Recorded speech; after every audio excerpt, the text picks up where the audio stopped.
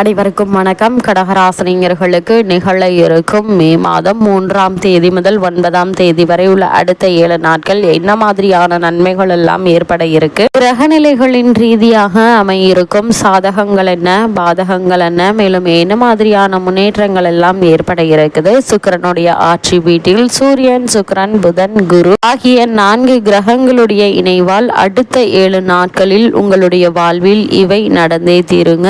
எந்த விதியாலும் மாற்ற இயலாது. இந்த வகையில இந்த வார கிரகநிலைகளை ஆராய்ந்து பார்க்கும்போது மேஷத்தில் செவ்வாயும், ரிஷபத்தில் சுக்கிரன், புதன், சூரியன், குரு ஆகிய 4 கிரகங்கள் இணைந்தும், கன்னிராசியில் கேதுவும், கும்பத்தில் சனி பகவானும், மீனத்தில் ராகுவும் சஞ்சரிக்கிறாங்க. அது மட்டும் இல்லாம இந்த வாரத்தினுடைய முற்பகுதியில முக்கிய 6 கோள்களான செவ்வாய், புதன், சூரியன், குரு, கேது, சனி, ராகு ஆகிய 6 கிரகங்கள் ஒரே நேர்கோட்டில் சஞ்சரிப்பதாலும் என்ன மாதிரியான நன்மைகள் எல்லாம், அந்த வகையில கடகராசினியர்களுக்கு என்ன மாதிரியான சாதகங்கள் எல்லாம் ஏற்பட இருக்கு அடுத்த 7 நாட்கள்ல என்று பார்க்கும்போது, உங்களுடைய ராசிக்கு 5ஆம் இடமாகிய திரிகோணத்திற்கு அதிபதியான செவ்வாய் உங்களுடைய தொழில் ஸ்தானத்தில் சஞ்சரிக்கும் நேரம் யோகமான காலம் என்று தாங்க சொல்ல வேண்டும். அதனால இந்த காலகட்டங்களில் நீங்கள் செய்யக்கூடிய முயற்சிகள் அனைத்திலையுமே வெற்றி கிடைக்க இருக்கு. குறிப்பா புதிய தொழில் தொடங்கும் வாய்ப்புகள் அதிகம் இருக்கு என்பதால் அதற்கான முயற்சிகளை மேற்கொண்டு வரும் கடகராசியினருக்கு நல்ல ஒரு முன்னேற்றம் ஏற்படக்கூடிய ஒரு தருணமா அமைஞ்சிருக்குதுங்க. அதே போல பழைய தொழில்கள் நல்லபடியாகவே முன்னேற்றம் பெறுங்க. சிலர் தொழில் விரிவாக்கம் செய்வீங்க.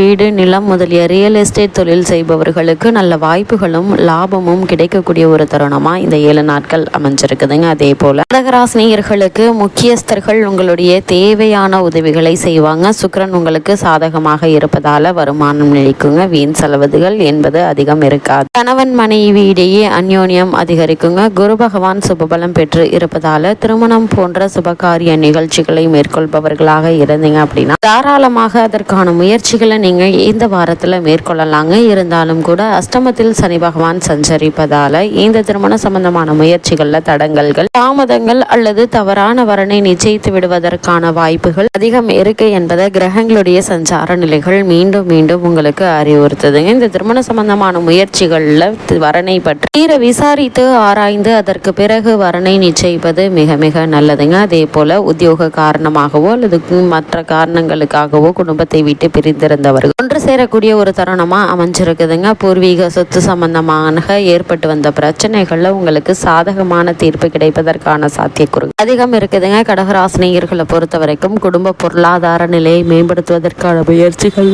கொண்டு வரும் கடகராசியினருக்கு நல்ல ஒரு வெற்றியும் முன்னேற்றமும் ஏற்பட இருக்குது. புத்திர பாக்கியத்திற்காக ஏங்கி கொண்டிருப்பவர்களுக்கு புத்திர பாக்கிய யோகம் கிடைக்க இருக்குதுங்க. அதே போல கடகராசினியர்களுக்கு இந்த ஜூன் மாதம் 3ஆம் தேதி முதல் 9ஆம் தேதி வரை உள்ள அடுத்த 7 நாட்கள்ல ஒரு சில விதங்கள்ல பல முன்னேற்றங்கள் ஏற்பட்டாலும் கூட அஷ்டம சனியினுடைய காரணத்தினால் சிறு சிறு தடங்கல்கள், தாமதங்கள், பின்னடைவுகள் ஏற்படுவதற்கான வாய்ப்புகள் அதிகம் இருக்கு என்பதால மாற்று யோசனையோடு எந்த செயல்களை செய்வதாக இருந்தாலும் மேற்கொள்வது நல்லதுங்க. அப்படி தடைப்படும் போது மற்றொரு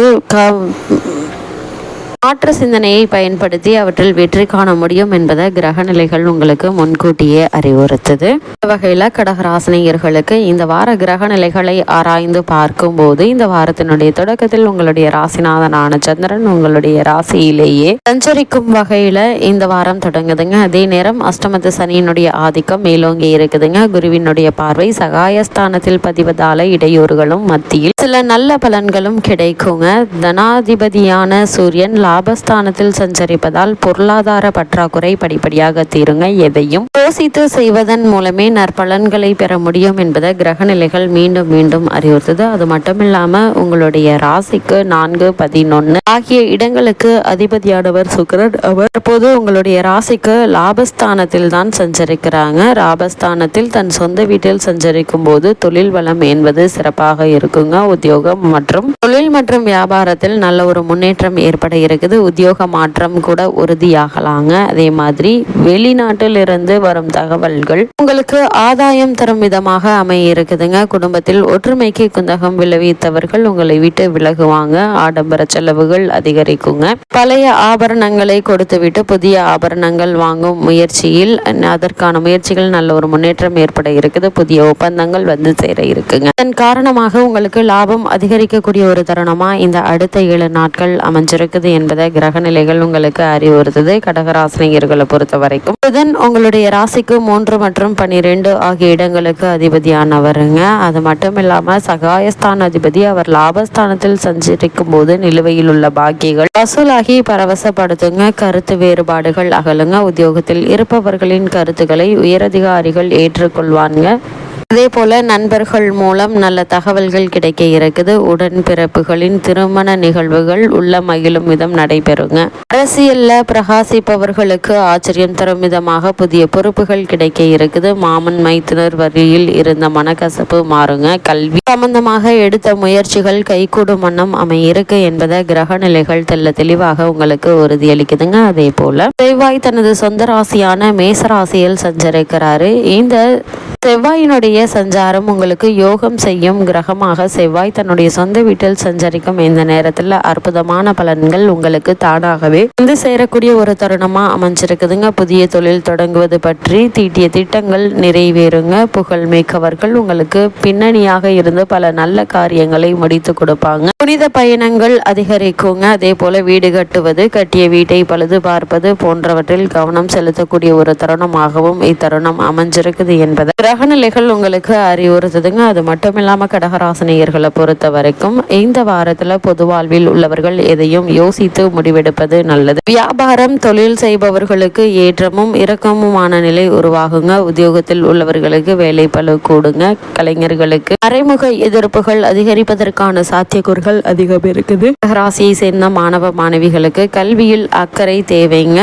இன்றைய கல்விதான் நாளைய எதிர்காலம் என்பதை மனதில் நிறுத்தி உங்களுடைய முழு கவனத்தையும் படிப்பில் செலுத்துவது நல்லது. பெண்மணிகளுக்கு சேமிப்பு கரையுங்க. சுபகாரிய முயற்சிகள் முடிவாகும் என்பதை கிரக நிலைக்கு அறிவுறுத்துதுங்க. இந்த காலகட்டங்களில் என்ன மாதிரியான விஷயங்களை நீங்கள் அதிக கவனத்தோடு இருக்க வேண்டும் என்று பார்க்கும்போது அஷ்டம சனி நடப்பதால் பணிச்சுமை பொறுப்புகள் அதிகரிக்குங்க. சக்திக்கு மீறிய பணிகளை செய்து கலைத்து விடுவீங்க. மேலதிகாரிகளுடன் நிதானமாக பேசுங்க. இந்த வாரத்தை பொறுத்த வரைக்கும் பாஸ் இஸ் த ரைட் என்ற கொள்கையை பின்பற்றுங்க. நீங்கள் சொல்வதுதான் சரி என்று எந்த இடத்திலும் வாதாட வேண்டாங்க. நீங்கள் உண்டு உங்களுடைய வேலை உண்டு என்று இருப்பது நல்லது. தேவையில்லாத கருத்து வேறுபாடுகள் கூட ஏற்படலாங்க. சக ஊழியர்களிடம் கவனமாக பழகுங்க. அலுவலக விஷயங்களை பற்றியோ அல்லது சொந்த கருத்துக்களையோ இந்த இடத்தில் நீங்கள் பதிவு செய்ய வேண்டாம். அதே போல அவர்களுடைய சொந்த விஷயங்களிலும் நீங்கள் தலையிடாமல் இருப்பது உங்களுடைய எதிர்காலத்திற்கு மிகவும் நல்லது என்பதை கிரக நிலைகள் மீண்டும் மீண்டும் உங்களுக்கு அறிவுறுத்துது. கடகராசினியர்களை பொறுத்த வரைக்கும் இந்த வாரத்துல கிரக நிலைகளின் ரீதியாக கூறப்படும் பரிகாரம் என்ன என்று பார்க்கும்போது அஷ்டம சனி என்பதால் சனிக்கிழமை நல்லெண்ணெய் தீபம் ஏற்றுங்கள். சனிக்கிழமை அனுமன் கோவிலுக்கு தவறாமல் செல்லுங்க. எண்ணற்ற நன்மைகள் உங்களுடைய வாழ்வில் ஏற்படும் என்பதை கிரக நிலைகள் மீண்டும் மீண்டும் உங்களுக்கு அறிவுறுத்துது.